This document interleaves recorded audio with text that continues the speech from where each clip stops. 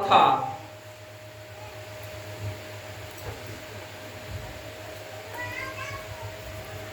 শ্রবণ করলে কি ফল হয়?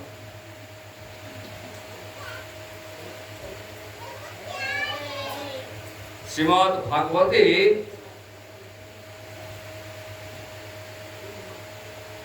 আমরা এর উত্তর পাই স্বয়ং ভগবানের মুখে।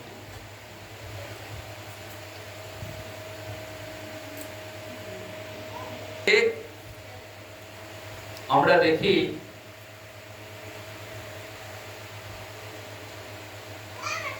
ভগবান একবার কপিল রূপে অবতীর্ণ হলেন সত্যযুগে।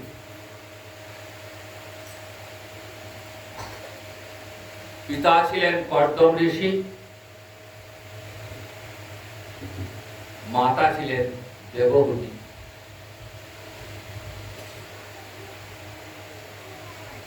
এই মাতা দেবহূতি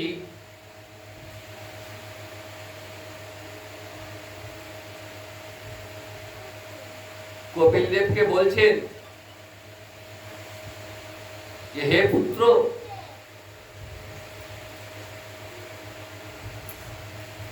তোমার পিতা তো আগেই সংসার ত্যাগ করে চলে গেছেন,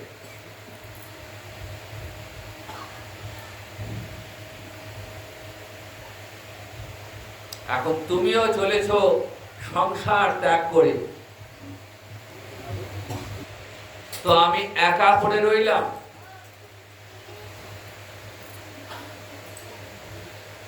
আমার তো কোনো সাধনাই নেই, আমার না আছে কোনো বেদ জ্ঞান, না আছে কোনো তপস্যা, যার দ্বারা আমি এই সংসার সাগর উত্তীর্ণ হতে পারি।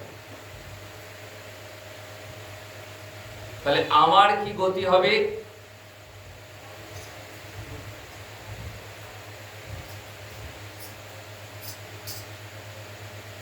দেখুন, প্রশ্নটা কে করছেন?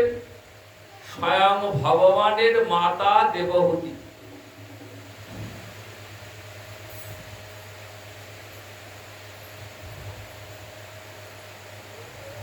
দেবহূতি যে সে নন, তিনি হলেন কপিল দেবের মাতা।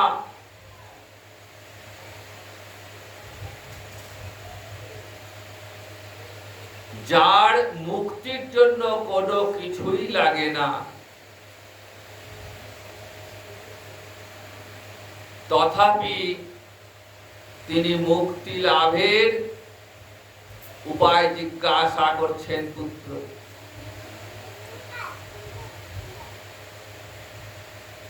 আসলে ভগবানই মাতার মুখ দিয়ে এই প্রশ্ন করিয়েছেন, কারণ জগতে জীবকে তিনি দেখাবেন এই সংসার সাগর থেকে কেমন করে মুক্তি লাভ করা যায়। তাই মাতা দেবহূতিকে কপিল দেব বলছেন যে দেখো মাতা, এই সংসার সাগর উত্তীর্ণ হওয়ার জন্য ধ্যান, জ্ঞান, যোগ, তপস্যা কোনো কিছুর প্রয়োজন নেই।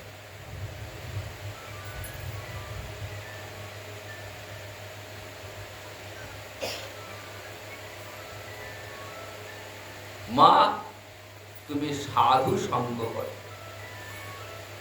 সাধু সঙ্গ করো।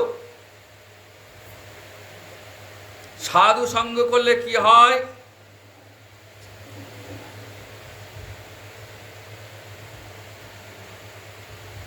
কপিল দেব বলছেন, শতাং প্রসঙ্গান মম বীর্য সংবৃত হৃৎকণ্ড রসায়না।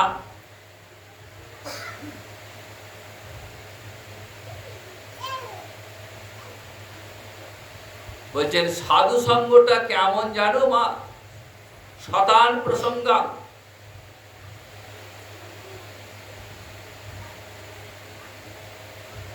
একসঙ্গে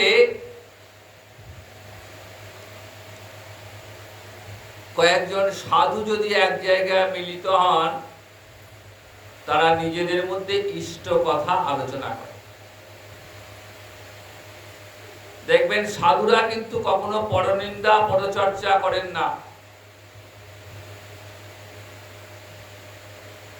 সাধুরা কি করেন?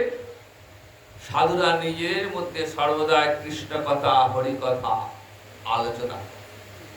কারণ তারা জানেন এই মানব জন্মটা মাত্র কয়েক দিনের। এই দেহটা আজ আছে তো কাল নেই। সুতরাং হাতে সময় আমাদের খুব কম। যেটুকু সময় আছি সেটুকু সময়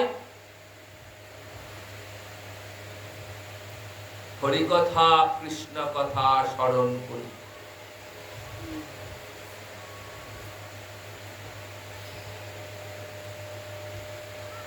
যাতে করে আবার যদি কখনো সংসারে ফিরে আসতে হয়, কর্মময় সংসারে, যেন কৃষ্ণ চরণ লাভ করতে পারে।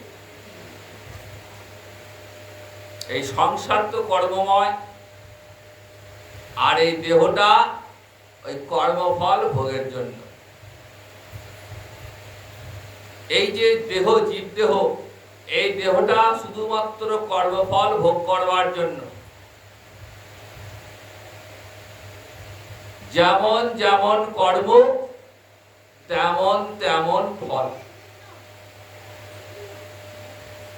এই জন্মে মানুষ হয়ে জন্মেছি, কর্মটা যদি মানুষের মতো হয়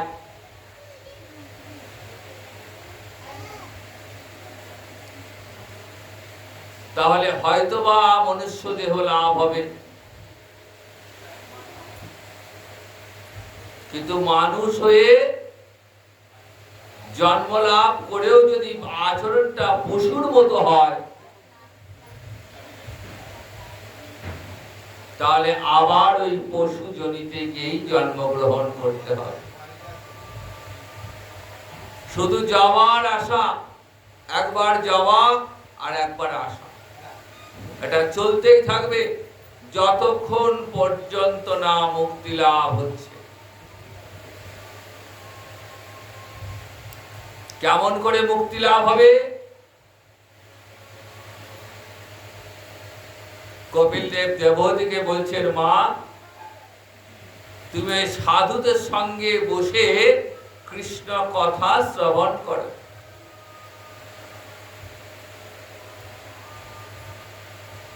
এই কৃষ্ণ কথাটা কেমন? হৃৎকণ্ড রসায়ন কথা। বলছেন কৃষ্ণ কথা এমনই যা কর্ণরন্ধ্র দিয়ে প্রবেশ করে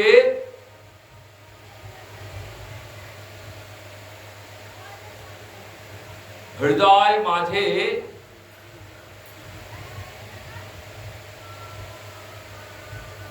প্রবেশ করবে। কথা রূপে ভগবান জীবের হৃদয়ে প্রবেশ করবে। কথার মধ্য দিয়ে, কর্ণরন্ধ্র দিয়ে হরিকথা কানে প্রবেশ করবে, আর সেই কর্ণরন্ধ্র দিয়ে একদম হৃদয়ের মর্ম মূলে প্রবেশ করবে। তখন কি হবে? তখন দেখবে মা তুমি আপনা আপনি এই কৃষ্ণ কথা আস্বাদন করতে করতে কখন যে এই সংসার সাগর পার হয়ে গেছো তুমি বুঝতেই পারবে। আস্যব বর্গবর্ত, আস্য মানে আশু, অতি দ্রুত। অতি দ্রুত তুমি কৃষ্ণ চরণ লাভ করবে।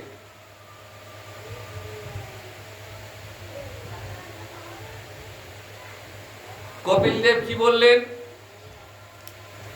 বললেন মা তুমি কানে শুধু শ্রবণ করো, শুনতে শুনতে কি হবে? শ্রদ্ধা জন্মাবে, শ্রদ্ধা থেকে রতি, এবং রতি থেকে কৃষ্ণ প্রেম লাভ হবে। তুমি অনায়াসে সংসার সাগর পার হয়ে যাবে।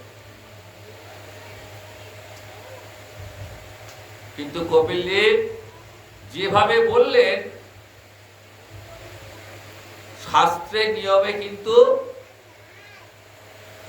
তা নয়। শ্রদ্ধা থেকে কৃষ্ণ প্রেম লাভ অনেক কটা স্তর পেরোতে হবে। শুনতে শুনতে শ্রদ্ধা জন্মাবে, শ্রদ্ধা থেকে সাধু সঙ্গ লাভ হবে, সাধু সঙ্গ লাভ হলে গুরু কৃপা লাভ হবে, গুরু কৃপা লাভে অনর্থ নিবৃত্তি হবে, অনর্থ নিবৃত্তি হলে তবে আস্তে আস্তে অন্তরে কৃষ্ণ ভজনের ইচ্ছা জাগ্রত হবে। সেখান থেকে নিষ্ঠা আসবে, রুচি আসবে, ভজনে রুচি জন্মাবে।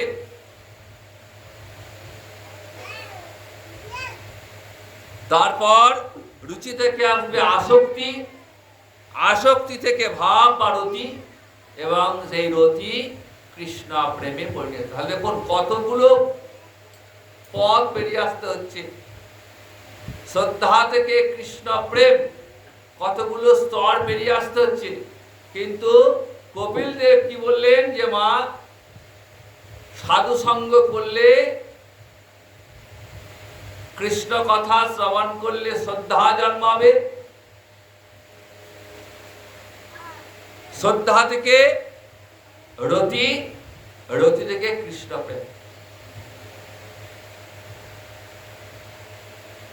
আসলে কৃষ্ণ কথা শ্রবণের এমনই মহিমা, এই কথা শ্রবণ করতে করতে সাধক অনায়াসেই কখন যে সংসার সাগর পার হয়ে যাবেন সাধক নিজে জানতেই পারবেন। কৃষ্ণ কথা মধ্যে রয়েছে এক মত্ততা। মদ্যপানে যে মত্ততা, কৃষ্ণ কথা রসেও সেই মত্ততা রয়েছে।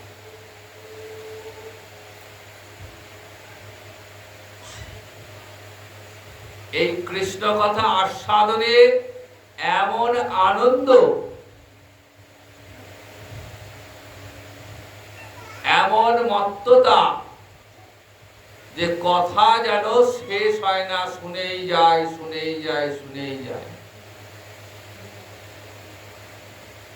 হরিদ্বারের ব্রহ্মকুণ্ডের তীরে সুখদেব যখন হরিকথামৃত পরিবেশন করছেন, মহারাজ পরীক্ষিত বলছেন, হে মুনিবর, আপনি কৃষ্ণ কথা থেকে বিরত হবেন না। আমার আহার নিদ্রা সব ঘুচে গেছে, আমার তা 7 দিন মাত্র আয়ু, সুতরাং এই সময়টা আমি বৃথা ব্যয় করতে চাই না। আমি এই 7 দিন শুধু কৃষ্ণ কথামৃত আস্বাদন করব।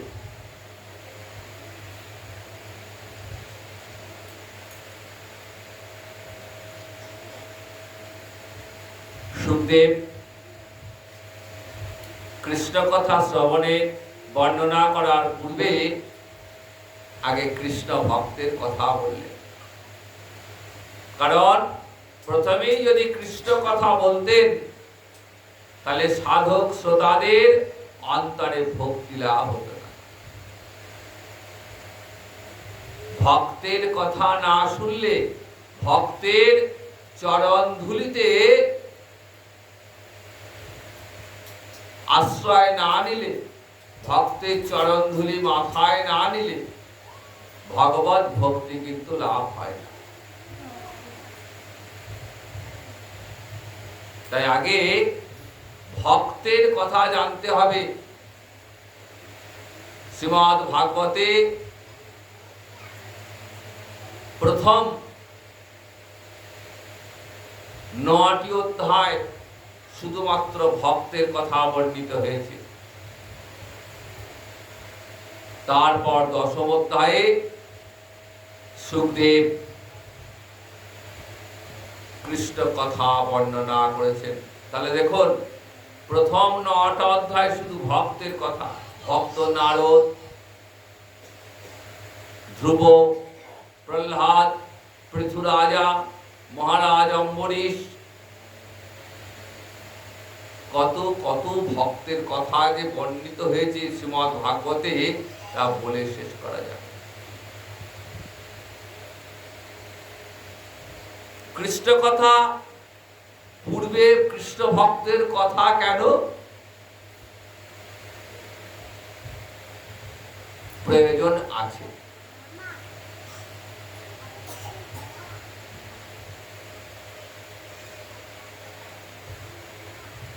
একটা ছোট্ট উদাহরণ। এক ব্যক্তি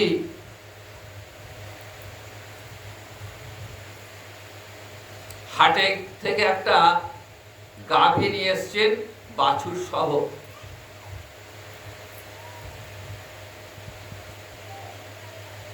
ঘরে নিয়ে এসে ঘরের গোয়ালে প্রবেশ করাতে যাচ্ছেন, কিন্তু গাভীটা কিছুতেই যাচ্ছে না। যতবার চেষ্টা করছেন ততবার ওই গাভীটা পায়ে করে আঘাত করছে, কিছুতেই কাছে আসতে পারছেন না। মহা চিন্তায় পড়ে গেলেন। তো পাশে একজন দেখছিলেন, অনেকক্ষণ দেখার পর বললেন, এক কাজ করুন, আপনি ওই বাছুরটিকে আগে কোলে করে নিয়ে প্রবেশ করুন, দেখুন আপনা আপনি গাভীটি প্রবেশ করবে। তো সেই প্রতিবেশীর কথা মতো বাছুরটিকে যে কোলে নিয়ে গোয়ালে প্রবেশ করলেন, গাভীটিও শান্তভাবে ধীরে ধীরে গোয়ালে গিয়ে প্রবেশ করল।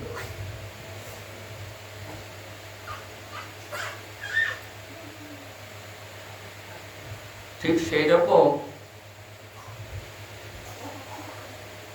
ভক্ত যেখানে যান, ভগবান তার পিছন পিছন যান। ভগবানকে পেতে গেলে, ভক্তি লাভ, কৃষ্ণ ভক্তি লাভ করতে গেলে আগে আপনাকে ভক্তকে ভজনা করতে হবে। ভক্তের চরণ ধুলিকে, ভক্তের কৃপা লাভে আগে নিজেকে ধন্য করতে হবে, তবেই ভগবানকে পাওয়া যাবে।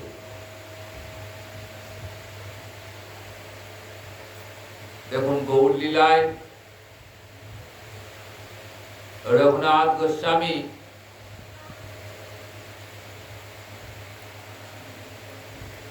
নিতাইকে বাদ দিয়ে গৌর চরণ পেতে দিই, কিছুতেই গৌর হরির কৃপা পাচ্ছিলেন না। যে আমার নিতাই চাঁদ কৃপা করলেন, সঙ্গে সঙ্গে রঘুনাথ গৌর চরণে আশ্রয় লাভ করলেন।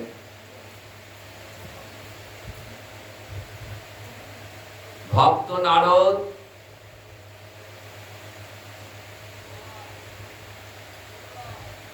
প্রহ্লাদের মাতা কয়াধুকে কৃষ্ণ মন্ত্র দীক্ষা দান করলেন।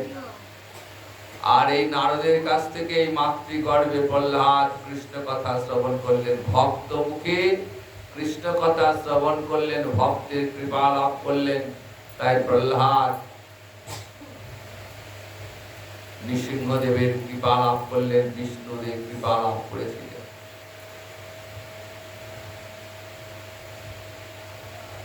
গীতায় ভগবান বলছেন,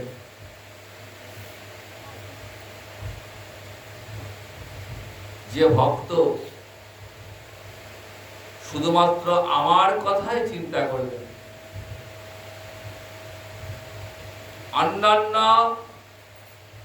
চিন্ত হয়ে যে আমার কথা ভাববেন, আমি তার যোগ এবং ক্ষেম দুটোই বহন করি। গীতা বাক্য কখনো মিথ্যা হয় না, কারণ গীতায় ভগবান কথা দিয়েছেন।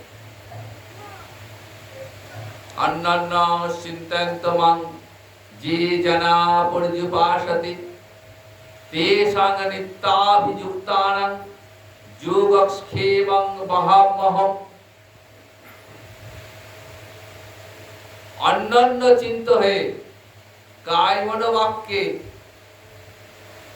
যে আমার কথা ভাববে, তার যোগ এবং ক্ষেম আমি বহন করি। যোগ মানে অপ্রাপ্য বস্তুর প্রাপ্তি, আর ক্ষেম শব্দের অর্থ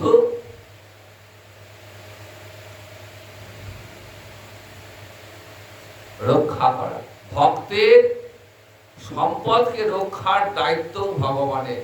ভগবান এত বড় কথা বললেন, যে ভক্ত আমার কথা ভাববে তার সম্পদ রক্ষার দায়িত্ব আমার।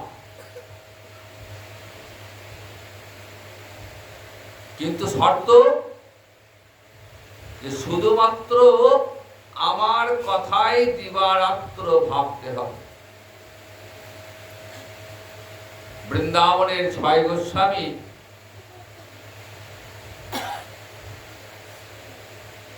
সাড়ে ৭ প্রহর শুধু কৃষ্ণ চিন্তায় অতিবাহিত করতেন।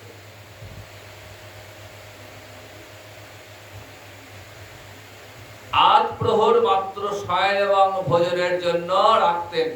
কোন দিন সেটুকু সময় হতো না। কৃষ্ণ কথা চিন্তা করতে করতে, কৃষ্ণ কথা চিন্তা করতে করতে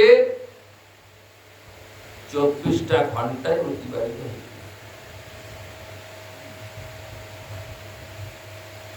কিন্তু ৬ গোস্বামী তো সাধক, তারা পেরেছেন। তাহলে আমরা যদি ওই ২৪ ঘন্টায় কৃষ্ণ নাম সংকীর্তন করব, তাহলে আমাদের গ্রাসাচ্ছাদনের ব্যবস্থাটা কি করে হবে?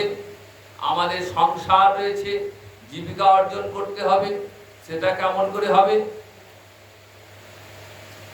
ভগবান বলছেন সে চিন্তা তোমায় করতে হবে না, সেটা আমার ভাবনা। তোমার সংসার কেমন করে চলবে সেটা আমার ভাবনা, তুমি শুধু আমার কথা ভাবো।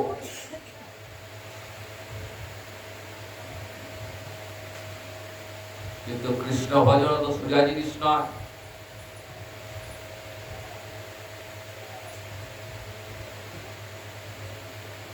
ভজনের যে স্তর, প্রথম স্তর যে শ্রদ্ধা, সেই শ্রদ্ধাটাই তো আমাদের নেই। সাধু গুরু বৈষ্ণবের প্রতি যে শ্রদ্ধা, সেই শ্রদ্ধাটাই তো আমাদের নেই। তাহলে আমাদের ভজন কেমন করে হবে?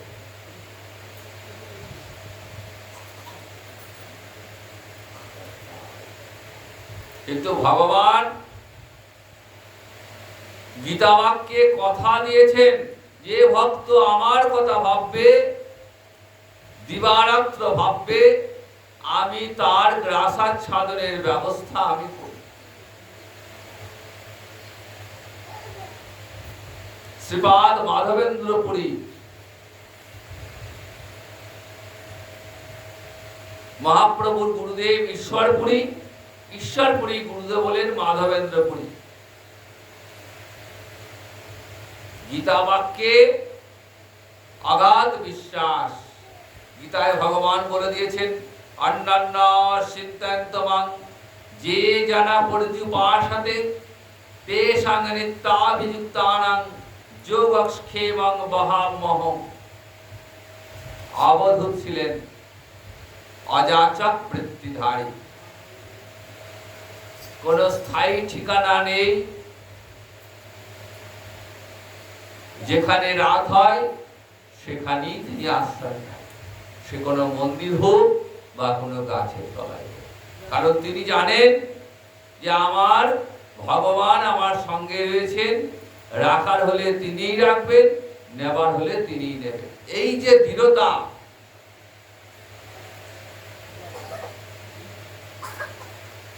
ভাগবত ভজনের এই দৃঢ়তা দরকার। এই মাধবেন্দ্রপুরী বৃন্দাবনে এসেছেন, কৃষ্ণের লীলাস্থলী সমূহ দর্শন করছেন।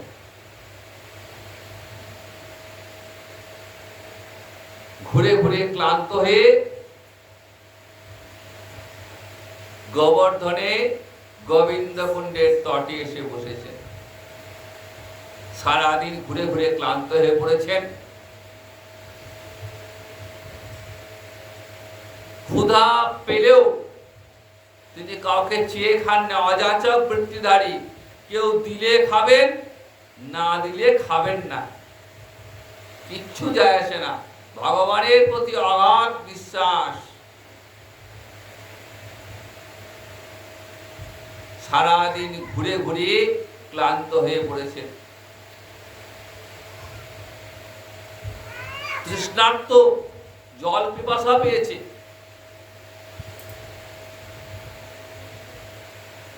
কিন্তু মনে মনে কৃষ্ণ নাম করছেন। এমন সময় একটা ছোট্ট বালক হাতে এক ভাঁড় ক্ষীর নিয়ে এলেন। একটা মাটির পাত্রে করে ক্ষীর নিয়ে এসে মাধবেন্দ্রপুরীকে বলছেন, সন্ন্যাসী,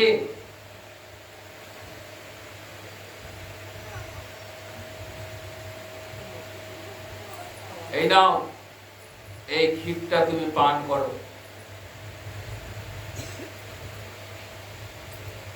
সন্ন্যাসী একটু অবাক হয়ে বলছেন যে আমি তো কাউকে চাইনি।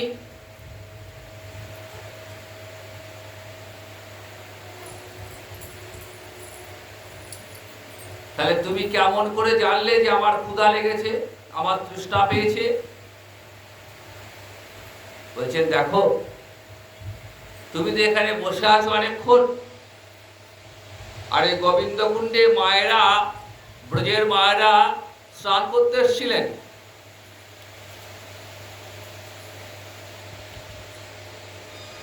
তারা গিয়ে খবর দিলেন গ্রামে যে এক সন্ন্যাসী ক্ষুধার্ত তৃষ্ণার্ত হয়ে বসে আছে।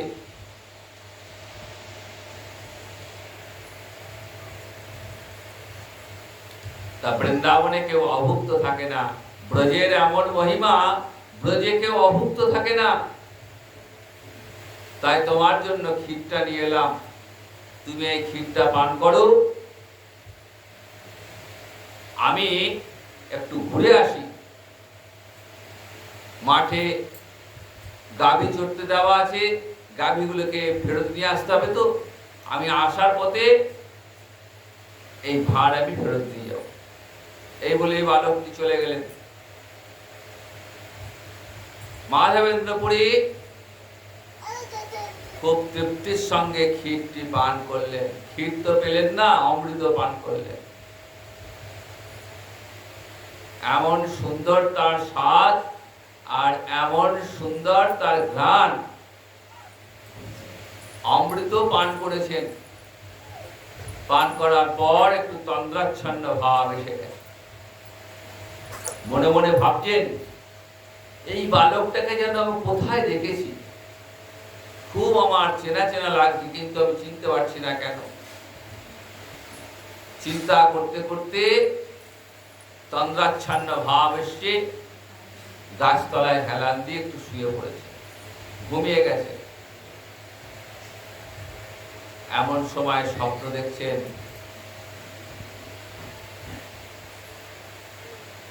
বৃন্দাবনের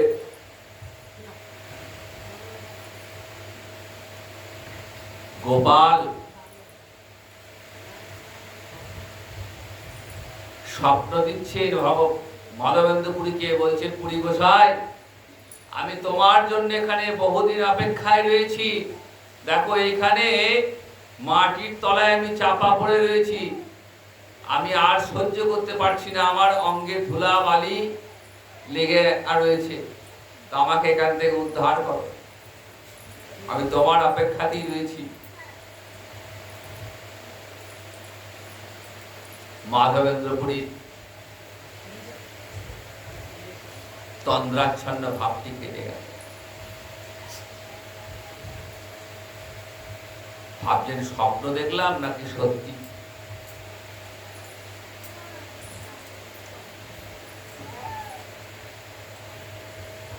উঠে পড়েছেন ঘুম থেকে, উঠে স্নান সেরে গ্রামবাসীদের সাহায্য নিয়ে যেখানে বলেছেন সেই স্থানে গিয়ে মাটি খুঁড়ে দেখছেন মাটির তলা থেকে গোপাল উঠে আসছে, সারা অঙ্গে ধুলো লাগা। সেই গোপালকে তুলে নিয়ে এসে গোপালের অঙ্গের ধুলো পরিষ্কার করে গোপালকে গোবর্ধনের উপর স্থাপন করলেন।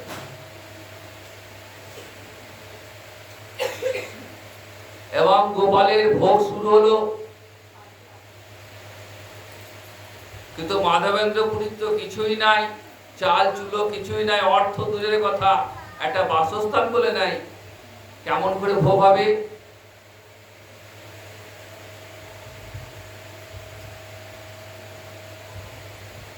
মাধবেন্দ্রপুরীকে ভাবতেই হলো না। ব্রজবাসীরাই গোপালের সেবার ব্যবস্থা করলেন। কেমন সেবা? রাশি রাশি অন্নের স্তূপ। ব্রজবাসীরা যার যার ঘরে যা ছিল সবাই নিয়ে এলেন এবং সেখানে অন্নের স্তূপ তৈরি হলো। অন্নকূট উৎসব শুরু হলো।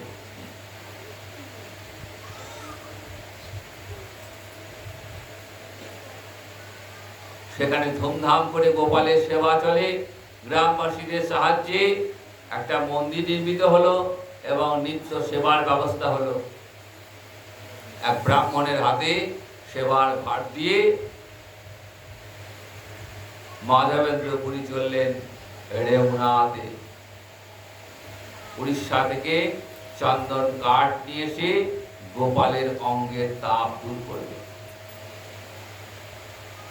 গোপালের ইচ্ছা যে উড়িষ্যা থেকে চন্দন কাঠ নিয়ে এসে সেই কাঠ দিয়ে আমার অঙ্গের তাপ দূর হবে। পুরী গোসাইকে সেই নির্দেশ দিয়েছেন। পুরী গোসাই চললেন বৃন্দাবন থেকে উড়িষ্যা।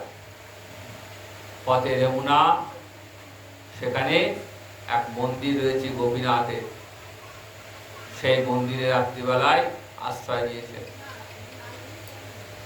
সেখানে গোপীনাথের ভোগ হচ্ছে। মন্দিরের পুরোহিত 12টি মাটির পাত্রে ক্ষীর নিয়ে এসছেন। সেই ভোগটার নাম হলো অমৃতকেলি ভোগ। অযাচক বৃত্তিধারী মাধবেন্দ্রপুরী শুধু মনে মনে ভাবছেন, যদি এই অমৃতকেলি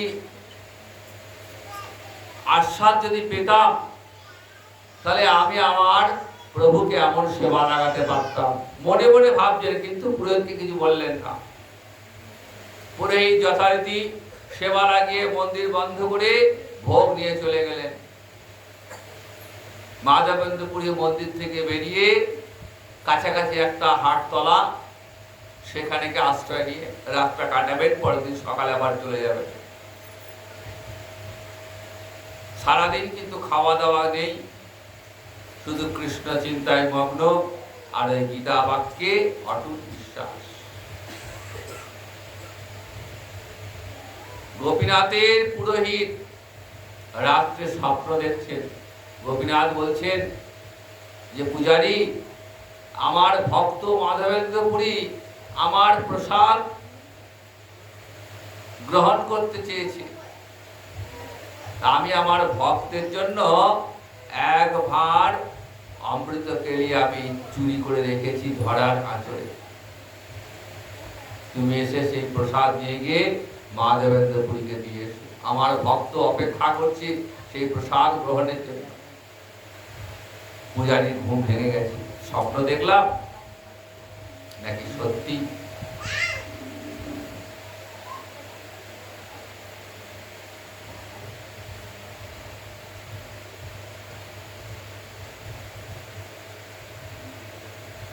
পুরোহিত এসে মন্দিরের দরজা খুলে দেখছেন সত্যি সত্যি গোপীনাথের ধরার আঁচড়ে এক ভাঁড় অমৃতকেলি অর্থাৎ ক্ষীর রাখা আছে। গোপীনাথের এমন কৃপায় পূজারী কাঁদছেন, কাঁদতে কাঁদতে ওই ভার নিয়ে ছুটছেন যে মাধবেন্দ্রপুরী সন্ন্যাসী তুমি কোথায় আছো, দেখো গোপীনাথ তোমার জন্য আজ চুরি করেছেন, ক্ষীর চুরি করেছেন তোমার জন্যে। দূর থেকে দেখতে পেয়েছেন সন্ন্যাসীকে, এই নাও সন্ন্যাসী, গোপীনাথ তোমার জন্য ক্ষীর পাঠিয়েছেন। সেদিন পূজারী 12টা মাটির পাত্রে ভোগ এনেছিলেন, কিন্তু গোপীনাথের মায়াতে তিনি নিয়ে আছেন 11টা। গোপীনাথ ভক্তের জন্য চুরি পর্যন্ত করে। সেই থেকে এই গোপীনাথের নাম হইয়া ক্ষীরচোরা গোপীনাথ। আজও রেমুনাতে গেলে, পুরী গেলে দেখবেন রেমুনায় রয়েছেন ক্ষীরচোরা গোপীনাথ। ভক্ত ভগবানের জন্য কি না করেন, কথা দিয়েছেন তো, ভগবান ভক্তের জন্য কি না করেন।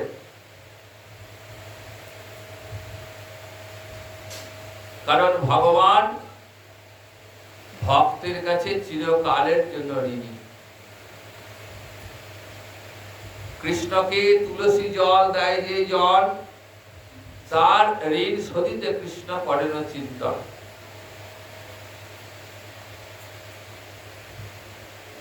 গোবিন্দ চরণে প্রত্যহ 1 গণ্ডূষ পরিমিত গঙ্গা জল এবং তুলসী পত্র দিয়ে যিনি কৃষ্ণ সেবা করেন, সেই সেবা কিন্তু কখনো ব্যর্থ হয় না। কারণ ভগবান তার কাছে ঋণী হয়ে যান। ভগবান ভাবেন যে আমি কেমন করে আমার সেই ভক্তের ঋণ আমি শোধ করব। তাই ভগবান দেবার অপেক্ষাতেই থাকেন। ভক্ত চাইলেই দেব, কিন্তু ভক্ত ভগবানের থেকেও চতুর। কারণ ভক্ত জানেন যে ভগবান যদি আমাকে একবার দিয়ে দেন, তাহলে আর কিন্তু আমার থাকবেন না। তাই ভক্ত কি বলেন যে প্রভু আমি তোমার কাছে আমি কিছুই চাই না, শুধু তুমি আমার সঙ্গে থাকো। এই যে ভক্তের কথা, এই কথাতেই ভগবান ভক্তের কাছে বাধা হয়ে পড়ে।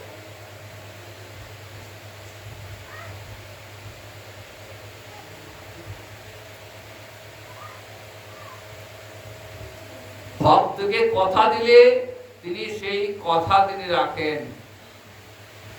শ্রীমান মহাপ্রভু যখন মাতৃ আজ্ঞা নিয়ে নীলাচলের পথে চলেছেন, সঙ্গে নিতাই চাঁদ রয়েছেন, মুকুন্দ রয়েছেন, আরো অনেকে রয়েছেন। নিতাই চাঁদ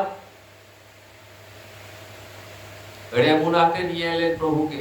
ক্ষীরচোরা গোপীনাথ মন্দির দর্শন করলেন। দর্শন করে নিতাই চাঁদ সেখানে গোপীনাথের কাহিনী মহাপ্রভুকে শ্রবণ করালেন। তারপরে এলেন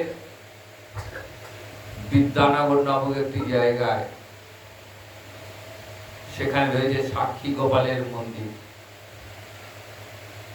গোপাল সাক্ষী দিয়েছিলেন।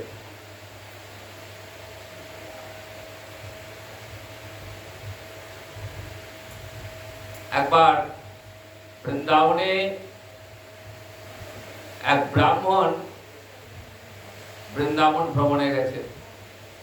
অনেকটা বয়স হয়েছে, একাই গেছেন। তো সেখানে তিনি ঘুরতে ঘুরতে অসুস্থ হয়ে পড়েছেন।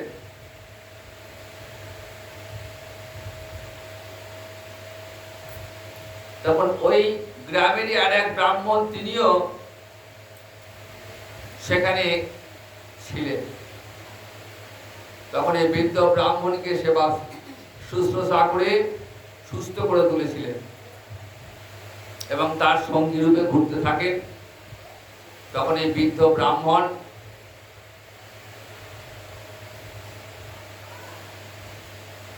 ওই বিপ্রকে কথা দিলেন যে দেখো, তুমি তো আমার সেবা শুশ্রূষা করেছো, আমার সঙ্গে সঙ্গে রয়েছো, তা এর পুরস্কার স্বরূপ আমি আমার কন্যার সঙ্গে তোমার বিবাহ দান দেব। তখন এই বিপ্র শুনে বলছেন, দেখুন আপনি জাতিতে কুলীন ব্রাহ্মণ, আর আমি নিঃস্ব সহায় সম্বলহীন এক ব্রাহ্মণ, আমার তো কিছুই নেই।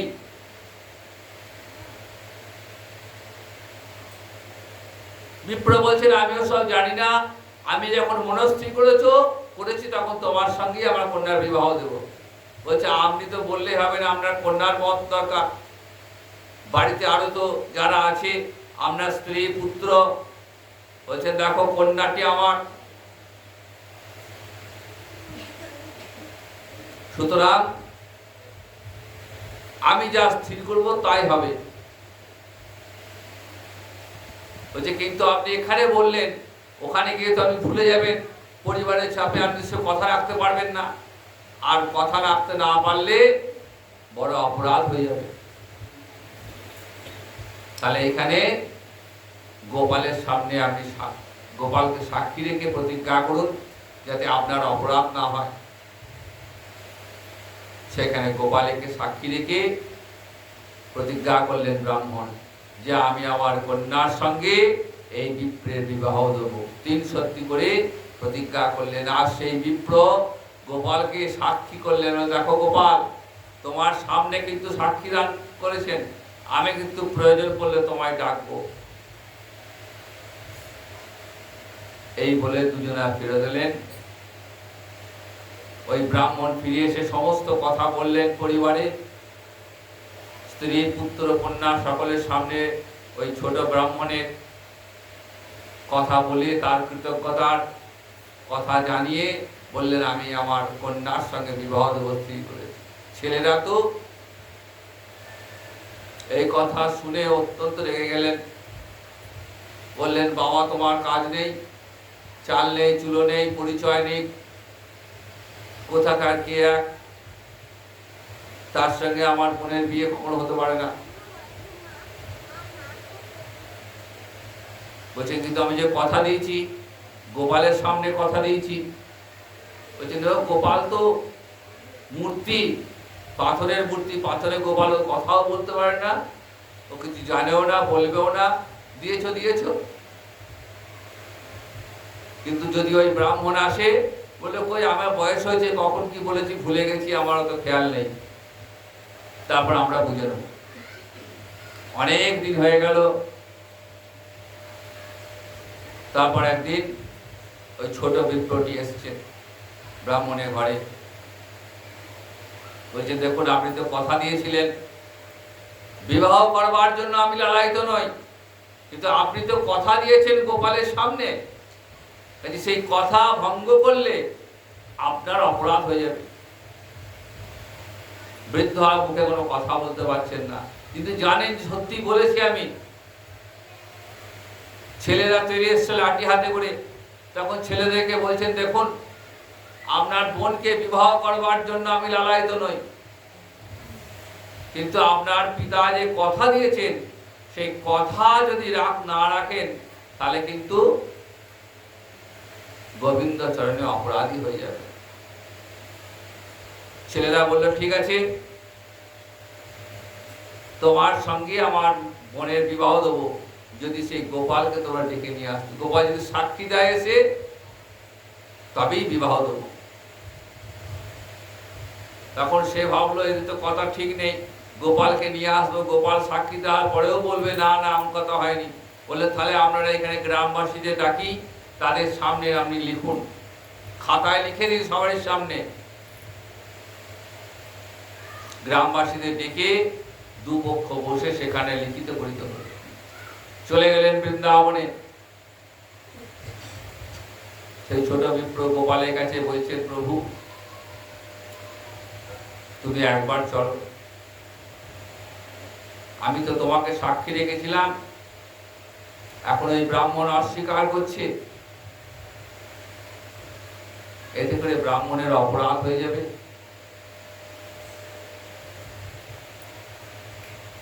তুমি যদি না যাও তাহলে আমিও আর এখান থেকে ফেরত যাব। সরল বিশ্বাসে অন্তরের ভক্তি সহ কথা বলেছিলেন তো।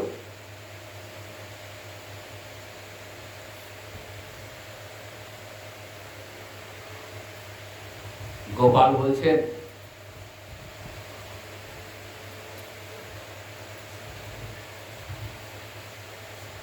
যে ঠিক আছে আমি যাবো তোর সঙ্গে সাক্ষী দিতে, কিন্তু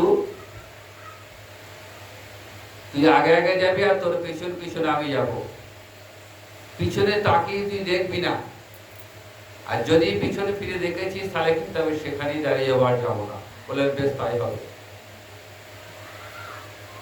বাড়ির কাছাকাছি চলে এসছেন, হঠাৎ এই বিপ্র মনে হলে আমরা দেখি তো ভগবান গোপাল এসছেন কিনা, যেই তাকিয়েছেন সঙ্গে সঙ্গে গোপাল ওইখানে থেমে গেলেন, আর যাবো না, এবার তুই ডেকে নিয়ে আয় ওদেরকে। এবার সেই বিপ্রকে গ্রামবাসীদের খবর দিল, গ্রামবাসীদের সঙ্গে ব্রাহ্মণ এলেন এবং সেই ব্রাহ্মণের কাছে গ্রামবাসী সকলের সম্মুখে গোপালকে জিজ্ঞাসা করছেন, বলো তো গোপাল এই ব্রাহ্মণ প্রতিজ্ঞা করেছিল কিনা? সকলের সম্মুখে গোপাল সাক্ষী দিল, আর কারো কিছু বলা রইল না।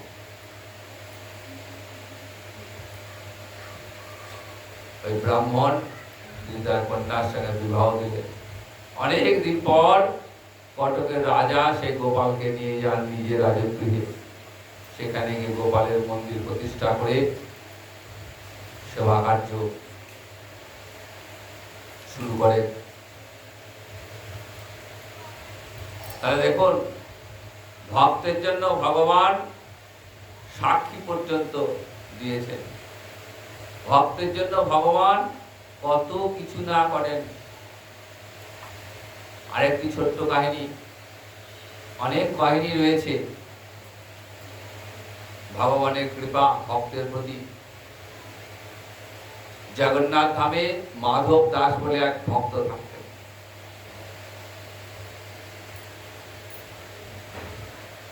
সারা জীবন জগন্নাথের সেবা করেছেন, জগন্নাথ ছাড়া কিছুই জানেন না।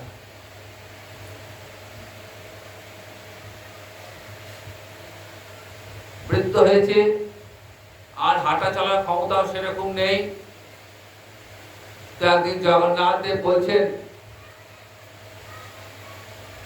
যে মাধব, আমার কাঁঠাল খেতে বড় ইচ্ছা হয়েছে, চলো আজকে কাঁঠাল চুরি করব। বৃদ্ধ বলছেন, প্রভু তুমি কি বলছো, তুমি কাঁঠাল চুরি করবে? বলছেন হ্যাঁ। আমি তোমার সঙ্গে যেতে পারবো না, আমি তো গাছেও উঠতে পারবো না, আমি তো ছুটতেও পারি না, যদি বাগানের মালিক ধরে ফেলে তোমার তো কিছু হবে না, আমাকেই পেটাবে। বলছেন চল তো, তুই শুধু নিচে দাঁড়াবি, আমি গাছে উঠে পারবো কাঁঠাল। ভগবানের আদেশ, প্রভুর আদেশ, চলো। কিছু দূরে একটা বাগান রয়েছে, সেই বাগানে বড় বড় সব কাঁঠাল হয়েছে। রাতের বেলায় মাধব দাসকে সঙ্গে নিয়ে জগন্নাথ গেছেন, গাছে উঠে কাঁঠাল পাড়ছে। ওপর থেকে কাঁঠাল পাড়ছে না, মাটিতে ফেলছে, ঝুপঝাপ করে শব্দ হচ্ছে। আমার বাগানের মালিক ছুটে চলে আসছেন, কে চুরি করছে রাত্রিবেলায়, হাতে হারিকেন নিয়ে আসছেন। যে এসেছেন জগন্নাথ তো গাছ থেকে নেমে একদম সোজা মন্দিরে, আর বৃদ্ধ সেতু যেতে পারেনি, তাকে ধরেছে মালিক। বলছেন দেখো, আমি দেখতেই পাচ্ছ আমার বয়স হয়ে গেছে, বৃদ্ধ, আমার হাঁটা চলার ক্ষমতা নেই, এই জগন্নাথের আদেশে তিনি এসে গাছে উঠেছেন, তিনি কাঁঠাল পাড়ছেন, আমাকে জোর করে নিয়ে এসছেন, আমার কোনো দোষ নেই। মালি বলছে ধরা পড়লে সবাই রকম বলে, বেটা চোর, বুড়ো বয়সে ভীমরতি কাঁঠাল চুরি করতে এসছো? বলছেন বিশ্বাস করো আমার কথা, তুমি কালকে মন্দিরে গিয়ে দেখবে, জিজ্ঞাসা করবে, বলছে কালকে কথা কাল হবে, এখন তুই থাক এখানে। সারা রাত বেঁধে রেখে দিলেন।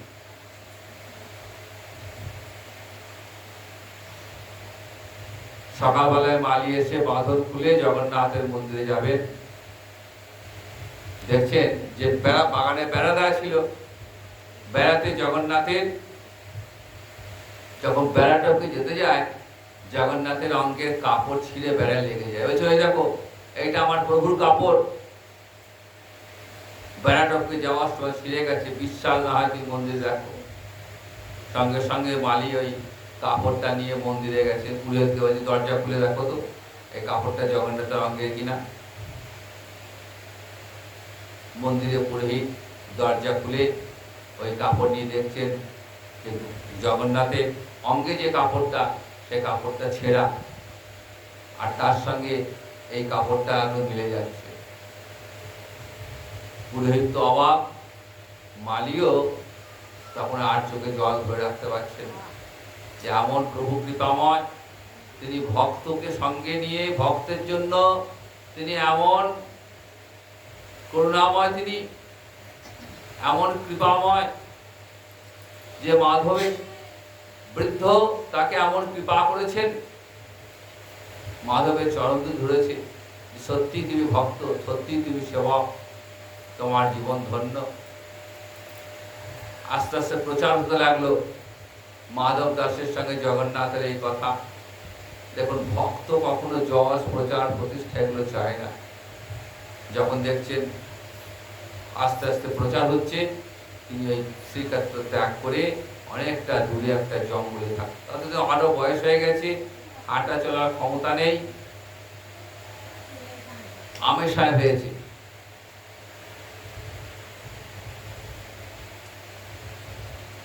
পেটের সমস্যা,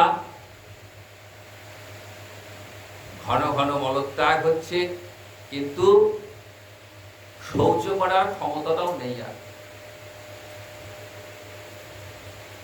ভাবছেন যে প্রভু এত কেন কষ্ট দিচ্ছ আমাকে, এইবার তো তুলে নিলেই হয়, আর তো পারি না, মনে মনে ভাবছেন।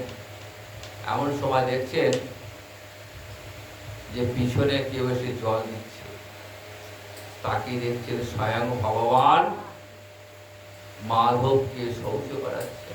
বলছেন প্রভু এমন হীন কাজ করছো, তার চেয়ে বা মুক্তি দাও। এমন কাজ কেন তুমি করছো? তুমি ভগবান হয়ে আমার জন্য এমন হীন কাজ করছো, তার চেয়ে কেন মুক্তি দিয়ে দাও কেন? বলছে না রে,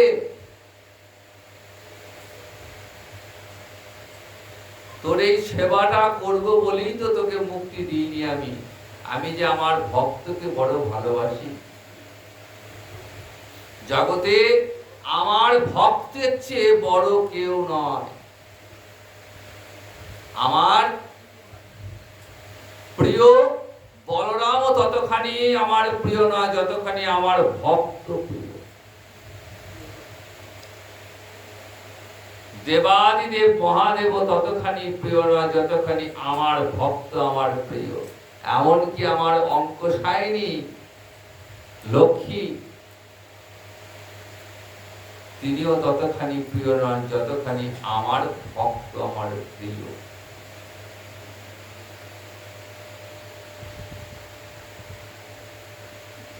আমার ভক্তের যদি সামান্যতম কেউ ক্ষতি করে, আমি তাকে রক্ষা করি না, রেহাই দিই না। গীতাবাক্যে ভগবান কথা দিলেন অর্জুনকে দিয়ে, যে অর্জুন বিশ্ববাসীকে জানিয়ে দাও, ন মে ভক্ত প্রণশ্যতি, আমার ভক্তের বিনাশ নেই, বিনাশ নেই, বিনাশ নেই। আমার ভক্তকে যদি কেউ আঘাত করে, তাকে আমি ছেড়ে কথা বলি। দেখুন, মহারাজ অম্বরীশ রাজা ছিলেন, কিন্তু দিবারাত্র ওই কৃষ্ণ চরণ চিন্তায় নিমগ্ন থাকতেন। সেই মহারাজ অম্বরীশকে ঋষি দুর্বাসা অপমান করেছিলেন। ভক্ত অপরাধের ফল দুর্বাসা হাড়ে হাড়ে টের পেত।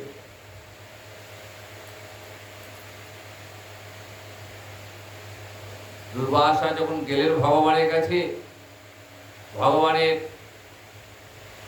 সুদর্শন চক্রে হাত থেকে রেহাই পাওয়ার জন্য বলছেন, দেখো দুর্বাসা, তুমি তো আমার ভক্ত চরণে অপরাধ করেছো, কাজে আমারও ক্ষমতা নেই তোমার রক্ষা করবার।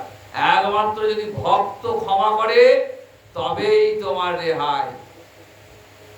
অম্বরীশের কাছে ছুটতে ছুটতে এসছেন দুর্বাসা, যে মহারাজ, কৃষ্ণ ভক্তের এত গুণ, এত ক্ষমতা আমি তো আগে কখনো দেখিনি, কাজে তুমি পারো একমাত্র সুদর্শনকে ফেরত আমার রক্ষা করো। কৃষ্ণ ভক্ত অম্বরীশের কথায় সুদর্শন ফিরে গেছেন। দুর্বাসা মুক্তি লাভ করেছে।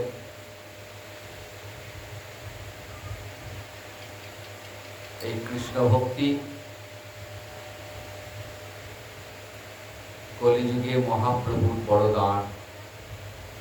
যদি গৌর না আসতেন তাহলে আমরা কৃষ্ণ নাম, কৃষ্ণ প্রেম কি বস্তু আমরা জানতে পারতাম। আমরা কলিহত জীব, আমরা বড়ই অভাগা, সংসার আর বিষয় ছাড়া আমরা কিছুই জানি না। তা সত্ত্বেও আমরা সৌভাগ্যবান যে আমরা এমন এক কলিতে জন্মগ্রহণ করলাম, যে কলিতে এলেন আমার মহাপ্রভু। কলিহত জীবকে নিজে হাতে করে নাম প্রেম দান করলেন। এমন দান আর কোন যুগে হয়নি। সত্য ত্রেতা দাপর কোন যুগেই এমন করুণা বর্ষিত হয়নি। দাপরে করুণা বর্ষিত হয়েছে, কিন্তু সেই করুণা পরে। আগে কংসকে হত্যা করলেন, তারপরে কংসকে মুক্তি লাভ দান করলেন। পুতনাকে বধ করলেন, তারপরে পুতনাকে পরম গতি দান করলেন। অঘাসুরকে হত্যা করলেন, তারপর অঘাসুরের পরম গতি লাভ হলো। ভগবান শ্রীকৃষ্ণের একটি নাম হলো হতারি গতিদায়ক। তিনি যাকে হত্যা করেন তাকে পরম গতি দান করেন। ভগবানের হাতে যা মৃত্যু হয় তার মুক্তি দান হয়ে যায়। শিশুপালকে হত্যা করলেন, তারপর শিশুপালকে মুক্তি দিলেন। তাহলে আগে হত্যা করেছেন, পরে করুণা করেছেন। কিন্তু কলিতে এই বিশেষ কলি, এই বিশেষ কলিতে ভগবানের আগে আগে করুণা রয়েছে। সেই করুণার মূর্তিটি হলেন আমার নিতাই চাঁদ।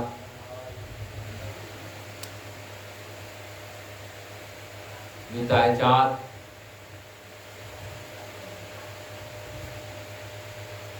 এমন এক ভগবান যার করুণার শেষ নেই।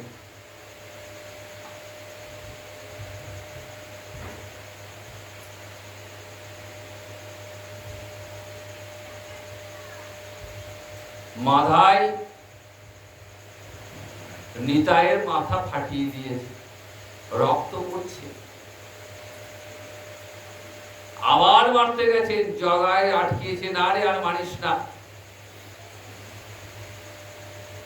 গৌরহরি ছুটতে ছুটতে এসছেন যে আমার নিতাইয়ের অঙ্গে আঘাত, এখনই শাস্তি। সুদর্শন চক্রকে আহ্বান করেছেন। নিতাই বলছে, না না প্রভু, তুমি যে কথা দিয়েছো এবে অস্ত্র না ধরিব, কারো প্রাণে না মারিব, নাম দিয়ে চিত্ত শুদ্ধি করিব সবার। প্রভু, তোমার এই অবতারের উদ্দেশ্যই তো হলো হরিনাম দিয়ে জগৎকে উদ্ধার করা, জগৎকে উদ্ধার করা। প্রভু তুমি মাধায়কে কৃপা করো, জগায়কে কৃপা করো। দেখুন নিতাই চাঁদের কথায় সুদর্শন চক্র ফিরে গেছে। জগায় মাধায় মতো পাষণ্ডীকে প্রভু কৃপা করে দিলেন। নিতাইকে আদেশ করলেন, দেখো নিতাই, আমার তো এই অবতারের উদ্দেশ্য হলো নাম প্রেম দিয়ে জগৎকে উদ্ধার করা, কিন্তু আমার তো সেই কাজ আর সম্পূর্ণ হলো না। তুমি জগৎ জীবের দ্বারে দ্বারে গিয়ে আমার এই অসম্পূর্ণ কাজকে সম্পূর্ণ করো। জগতের প্রত্যেকটা জীবকে তুমি কৃষ্ণ নাম প্রেমে ভরিয়ে দাও। দেখো নিতাই, কেউ যেন বঞ্চিত না হয়। নয়নে দেখিবে যারে, নাম প্রেম দিও তারে। দেখো নিতাই, কেউ যেন বঞ্চিত না হয়। চোখের সামনে যাকেই দেখবে তাকেই প্রেম দান করবে।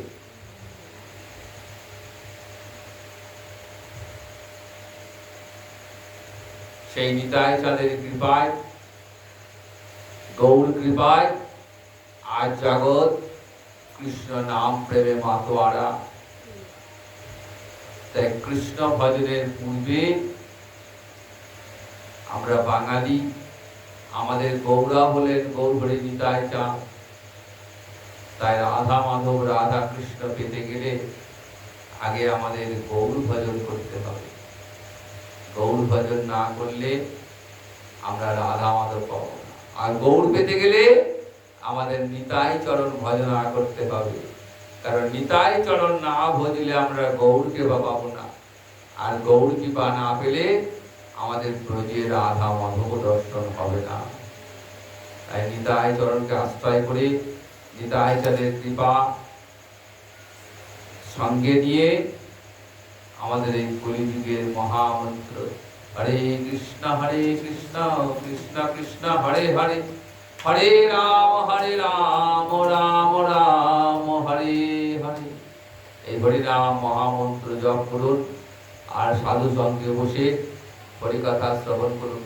পূর্ণ বৈশাখ মাস, বিশাখা নক্ষত্রের মাস, বড় পূর্ণ মাস। জগতে 12টা মাসের মধ্যে 3টে মাস খুব অতি পূর্ণ। বৈশাখে দান, কার্তিকে গান এবং মাঘে স্নান, শাস্ত্র কথিত। বৈশাখে দান ধ্যান অতি পুণ্যের কাজ, কার্তিক মাসে রাধা দামোদরের কীর্তন এবং মাঘ মাসে স্নান। এই 3টেই হলো নিয়ম সেবার মাস। এই 3টে মাসে নিয়ম করে তুলসী সেবা, সেই সঙ্গে গোবিন্দের অর্চনা, আর সাধু সঙ্গে হরি কথা শ্রবণ। কাজী পূর্ণ বৈশাখ মাসে নিয়ম করে তুলসী জলধারা দেবেন, তুলসী বন্দনা করবেন। তুলসী দিয়ে গোবিন্দকে সেবা করলে সেই সেবা কখনো ব্যর্থ হয় না। সকালে প্রাতে ঘুম থেকে উঠে তুলসীকে দর্শন করলে মৃত্যু ভয় দূর হয়। তুলসী সেবা করলে রোগ ব্যাধি কাছে আসতে পারে না। তুলসী মালা ধারণ করলে দেহের রোগ মুক্তি দূর হয়ে যায়।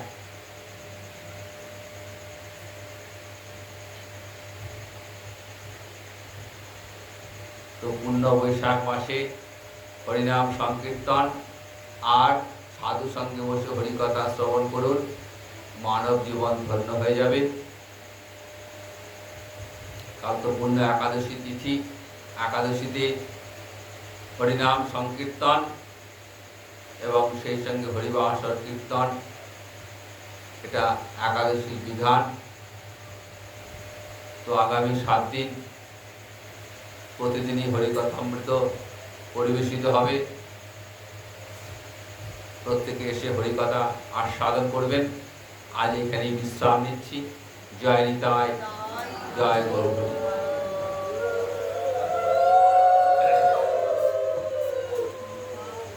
আচ্ছা, আগামীকাল আমাদের সুমন্ত গোস্বামী পাঠ করবেন, সকলে আসবেন। জয় নিতাই, জয় গুরু। রাধে কৃষ্ণ গোবিন্দ, জয় জয় রাধে।